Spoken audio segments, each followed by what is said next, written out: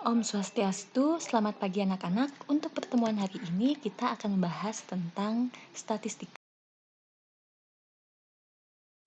Pokok bahasan yang akan kita bahas hari ini adalah yang pertama, membaca dan menyajikan data dalam bentuk tabel distribusi frekuensi dan histogram, kemudian ukuran pemusatan data dan letak dari data tunggal.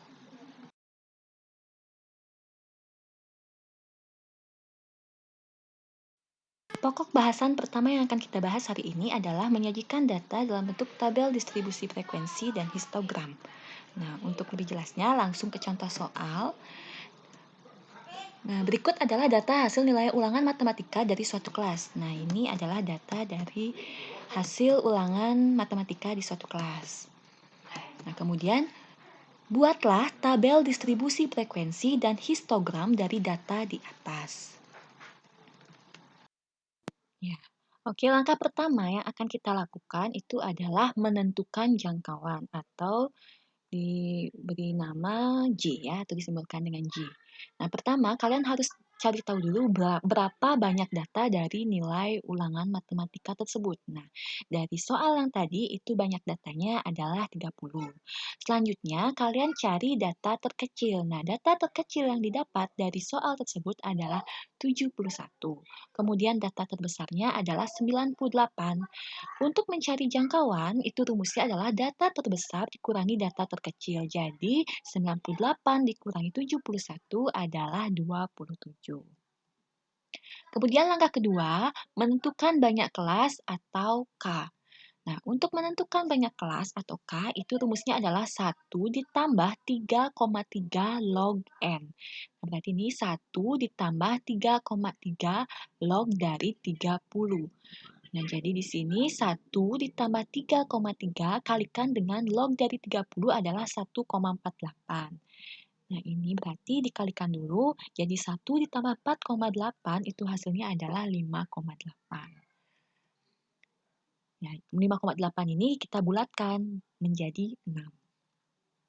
Langkah ketiga adalah menentukan panjang kelas atau P. Nah, untuk menentukan panjang kelas, itu rumusnya adalah jangkauan dibagi dengan banyak kelas. Nah, jadi 27 dibagi dengan 6. Itu hasilnya adalah 4,5. Nah, 4,5 ini dibulatkan ke atas itu menjadi 5. Ya, langkah selanjutnya itu adalah menentukan interval kelas. Pertama, kita tentukan interval kelas pertama. Untuk menentukan interval kelas pertama, kita tentukan dulu batas bawah. Nah, karena ini kelas pertama, jadi batas bawahnya adalah data terkecil, yaitu 71. Kemudian kita tentukan batas atas. Batas atas sama dengan batas bawah ditambah P atau panjang kelas dikurangi 1. Nah, P sudah kita hitung sebelumnya, kita dapat 5. Jadi di sini 71 ditambah 5 dikurangi 1. Jadi batas atasnya adalah 75. Jadi, interval kelas pertama adalah 71 sampai 75. Selanjutnya kita cari interval kelas kedua. Nah, interval kelas kedua, cari batas bawahnya dulu. Nah, batas bawah itu didapat dari batas atas dari kelas sebelumnya dijumlahkan dengan 1. Jadi, 75 tambah 1 sama dengan 76. Untuk batas atasnya, ini batas bawah ditambah P dikurangi 1. Jadi 76 ditambah 5 kurang 1, hasilnya adalah 80. Jadi interval kelas kedua adalah 76 sampai 80. Nah, dengan langkah yang sama atau dengan cara yang sama, kalian dapat memperoleh interval kelas yang selanjutnya.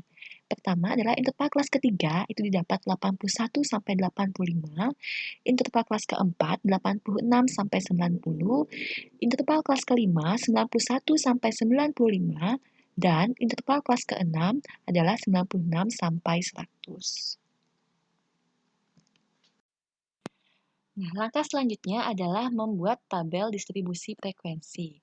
Nah, dari interval kelas yang sudah kita dapatkan sebelumnya, itu kita ubah ke dalam bentuk tabel. Nah, jadi di sini kita bisa buat intervalnya, itu kita tulis di nilai. Nah, itu dari 71 sampai 75, itu sampai interval terakhir ya, yaitu 96 sampai 100. Kemudian untuk menghitung frekuensi, kalian bisa lihat dari data sebelumnya. Misalnya pada interval 71 sampai 75.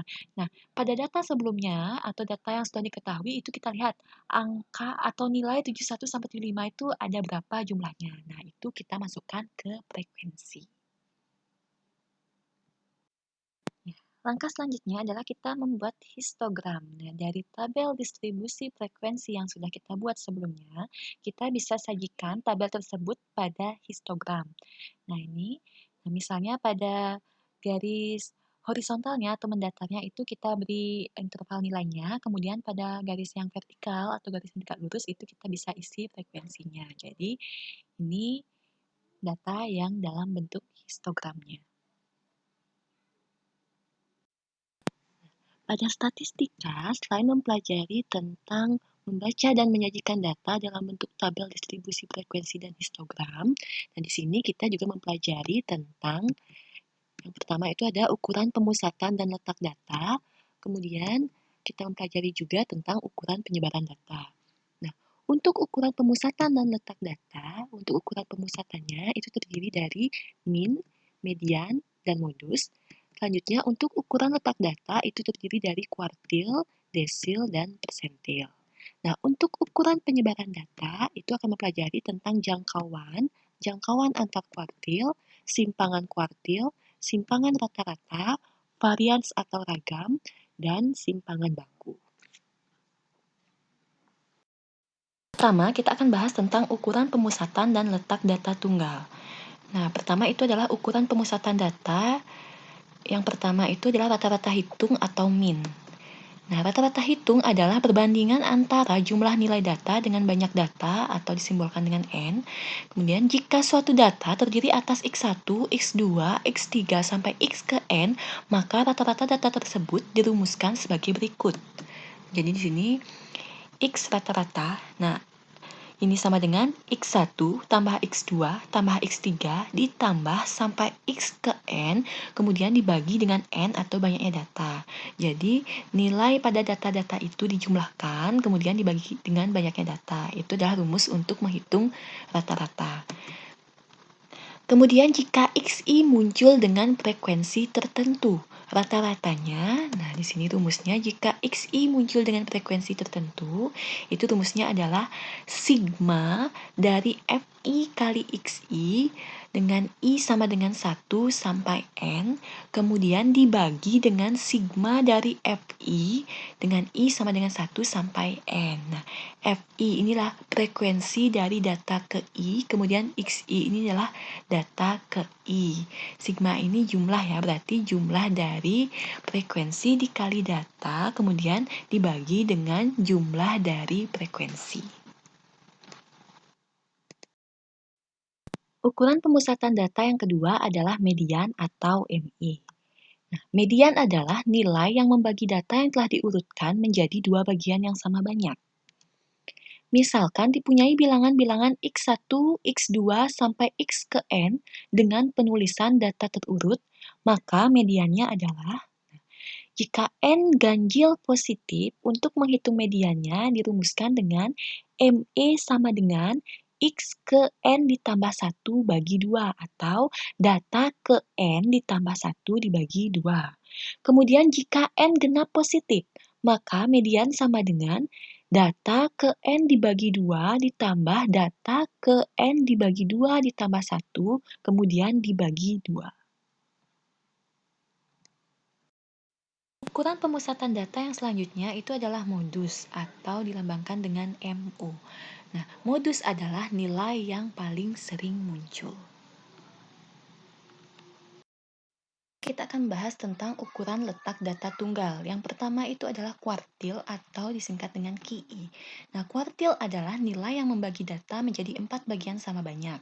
Seandainya data diurutkan membentuk barisan dari kecil ke besar, maka dapat digambarkan seperti garis berikut.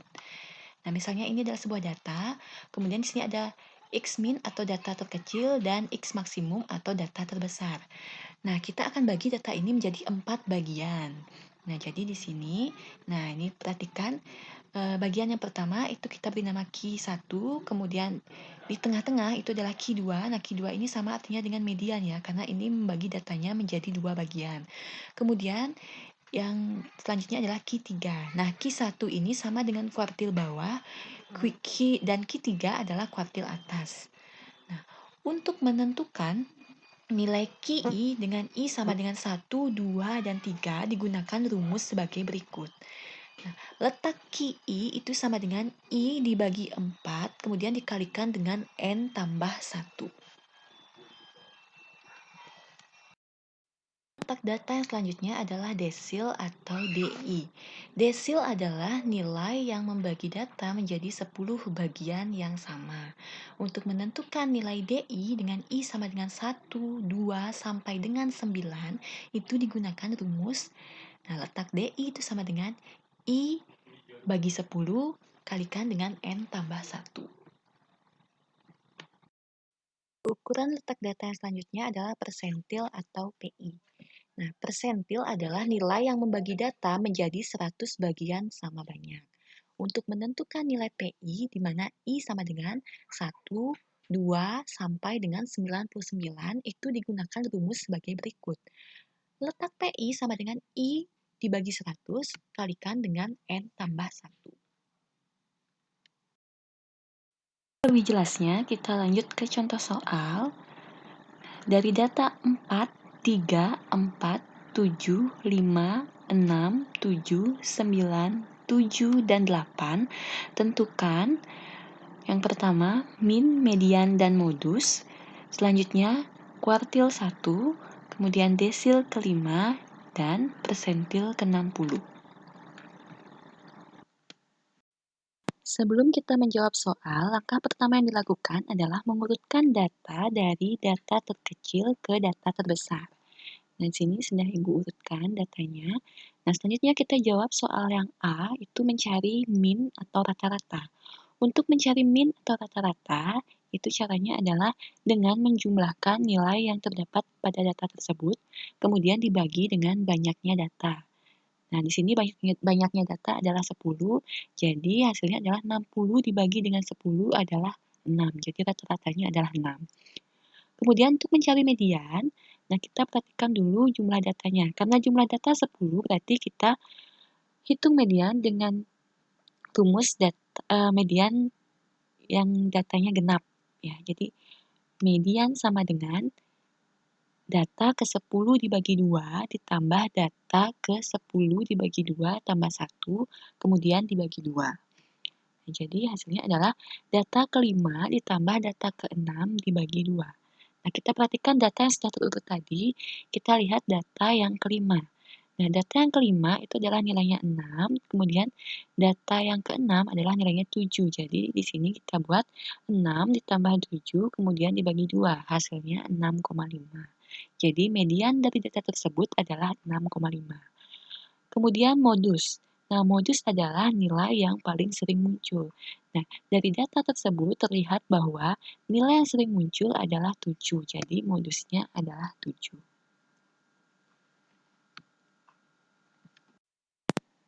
Selanjutnya, menentukan kuartil pertama atau Q1. Nah, untuk mencari nilai dari Q1, kita tentukan dulu letak Q1. Nah, gunakan rumus kuartil, letak kuartil, yaitu I per 4 kali N tambah 1. Nah, I-nya diganti dengan 1.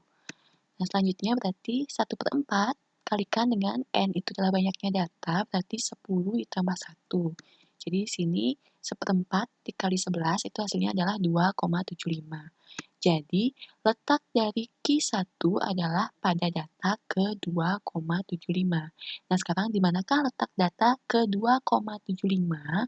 Nah, caranya mencari adalah nilai data ke-2,75 itu adalah kita lihat ya data kedua, berarti kita buat X2 ditambah, nah itu kan tadi 2,75, berarti ada 0,75 ya di belakang 2, jadi kita buat tambah 0,75, kemudian kalikan dengan data setelah 2, itu adalah 3, jadi buat X3 dikurangi X kedua. Nah, X2 itu adalah data yang nomor 2, atau data yang kedua. Data yang kedua itu adalah 4, kemudian jumlahkan dengan 0,75, kalikan dengan data ketiga itu kita dapat 4, kemudian dikurangi dengan data kedua yaitu 4. Jadi di sini hasilnya adalah 4. Jadi kesimpulannya nilai dari kuartil 1 adalah 4. Nah, selanjutnya kita mencari nilai dari desil kelima. Nah, untuk mencari nilai dari desil kelima, kita tentukan dulu letaknya.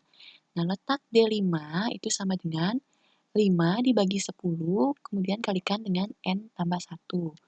Nah, 5 bagi 10 ini sederhanakan jadi 1/2, kemudian kalikan dengan 10 ditambah 1. Jadi, setengah kali 11 itu hasilnya adalah 5,5. Jadi, letak desil kelima adalah data ke 5,5. Nah, di manakah letak data ke 5,5? Nah, caranya sama seperti yang sebelumnya. Untuk mencari letak data ke 5,5, itu kita buat data kelima, jadi X5 itu dijumlahkan dengan, karena 5,5 berarti masih sisa 0,5 ya. Dijumlahkan dengan 0,5, kemudian kalikan dengan data setelah data kelima itu data ke-6. Jadi kalikan dengan data ke-6 dikurangi data kelima. Nah, data kelima, kita lihat data yang turut, data yang nomor 5 itu adalah 6. Jadi kita buat 6 ditambah 0,5, kemudian perhatikan data yang ke-6 itu adalah 7, jadi 7 dikurangi 6. Jadi hasilnya adalah 6 ditambah 0,5 kali 1, hasilnya 6,5. Jadi nilai desil kelima adalah 6,5. Yang terakhir, kita mencari nilai dari persentil ke-60. Nah, pertama kita cari letaknya dulu. Untuk mencari letak persentil, kita gunakan rumus I/100 kalikan dengan N tambah 1. Nah, I di sini kita ganti dengan 60. Di sini 60/100 disederhanakan jadi 3/5, kemudian kalikan dengan 10 tambah 1. Jadi 3/5 dikali 11 itu hasilnya adalah 6,6. Jadi letak letak P ke-60 adalah data ke-60, 6,6. Nah, sekarang di manakah letak data ke-6,6? Caranya sama ya. Nah, cari nilai P60 karena data ke-6,6, jadi kita buat X6 ditambah 0,6 kalikan dengan X7 dikurangi X6. Jadi data ke-6 di sini adalah 7. Jumlahkan dengan 0,6, kemudian kalikan dengan data ke-7 yaitu 7 kurang 7. Jadi hasilnya adalah 7. Jadi kesimpulannya nilai dari persentil ke-60 adalah 7. Ke contoh soal yang kedua, perhatikan tabel berikut. Nah, di sini disajikan sebuah tabel yang berisi nilai dan frekuensi. Nah, ini data tunggal ya. Kemudian tentukan min, median, dan modus, kemudian persentil ke-50. Nah, cara menyelesaikannya, karena ini sebuah data tunggal dengan frekuensi yang tertentu, pertama kalian harus cari dulu frekuensi dikali nilai, atau FI, itu frekuensi, kalikan dengan XI. XI-nya ini adalah data atau nilainya. Nah, ini tinggal kalian kalikan saja. Misalkan yang pertama berarti itu FI kali XI 4 kali 5 itu hasilnya 20, 5 kali 6 sama dengan 30 dan seterusnya. Kemudian kalian jumlahkan frekuensinya berapa, kemudian jumlahkan juga FI kali XI. Nah, sekarang kita hitung min. Nah, itu rumus minnya adalah sigma dari FI kali XI atau jumlah dari FI kali XI dibagi dengan jumlah dari FI atau jumlah dari frekuensinya. Ya, berarti di sini 140 dibagi 20, jadi rata-rata atau minnya adalah 7. Nah, selanjutnya kita mencari median. Untuk mencari median, pertama kalian harus cari dulu FK atau frekuensi kumulatif. Nah, FK ini didapat dari menjumlahkan frekuensi. Misalnya frekuensi yang pertama itu 4, berarti FK yang pertama kalian tulis 4. Untuk FK yang selanjutnya, nah, frekuensi 4 itu dijumlahkan dengan 5, tulis 9 pada frekuensi kumulatif yang kedua. Selanjutnya, 9 dijumlahkan dengan frekuensi 1, kemudian buat frekuensi kumulatif 10. Kemudian 10 jumlahkan dengan frekuensi 7, tulis frekuensi kumulatif 17, kemudian 17 jumlahkan dengan frekuensi 3, tulis frekuensi kumulatif 20. Nah, selanjutnya untuk menghitung median, karena jumlah frekuensinya genap, yaitu 20, berarti kita gunakan rumus median data ke N dibagi 2 atau XN per 2 ditambah XN per 2 ditambah 1 kemudian dibagi 2. Jadi kita buat data ke 20 dibagi 2 ditambah data ke 20 dibagi 2 ditambah 1. Kemudian dibagi 2. Nah, jadi data ke-10 ditambah data ke-11, kemudian dibagi 2. Nah, sekarang di manakah letak data ke-10? Kita perhatikan frekuensi kumulatif. Misalnya yang pertama itu ada frekuensi kumulatif 4. Nah, itu artinya letak data ke-1 sampai 4. Kemudian, untuk frekuensi kumulatif atau FK9, berarti di sana letak data nah karena sebelumnya data ke-1 sampai 4, berarti di 9 ini adalah letak data ke-5 sampai 9. Kemudian di FK10 itu adalah letak data ke-10. Kemudian FK ke-17 itu adalah letak data ke-11 sampai 17. Selanjutnya FK ke-20 itu adalah letak data 18 sampai 20. Jadi, letak data ke-10 itu berada pada FK ke-10 dengan nilainya adalah 7. Kemudian, data ke-11 itu terletak pada FK ke-17 dengan nilai sama dengan 8. Jadi, di sini kita buat 7 ditambah 8, kemudian dibagi 2. Nah, itu hasilnya adalah 7,5. Jadi, kesimpulannya mediannya adalah 7,5. Nah, selanjutnya kita mencari modus. Nah, modus itu adalah nilai yang paling sering muncul. Kita perhatikan frekuensi terbesar atau terbanyak. Nah, frekuensi yang terbesar itu adalah 7 dengan nilai 8. Jadi, modusnya adalah 8. Nah, soal yang selanjutnya adalah mencari nilai dari persentil ke-50. Nah, pertama kita cari dulu letak dari P50.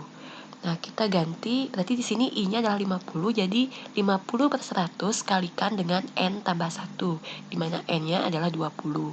Nah, 50/100 sederhanakan jadi setengah, jadi di sini bisa kita buat setengah dikali 21, itu hasilnya adalah 10,5. Nah, jadi letak P50 pada data ke 10,5. Nah, sekarang di manakah letak data ke 10,5? Nah, karena di sini masih berbentuk data yang desimal ya.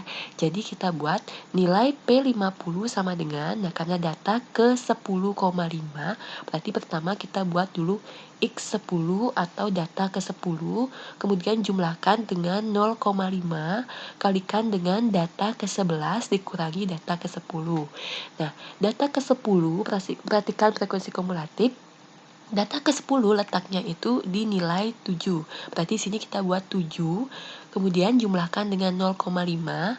Selanjutnya data ke-11 itu terletak di frekuensi kumulatif 17, jadi nilainya adalah 8, kemudian dikurangi dengan 7. Jadi di sini hasilnya adalah 7 ditambah 0,5.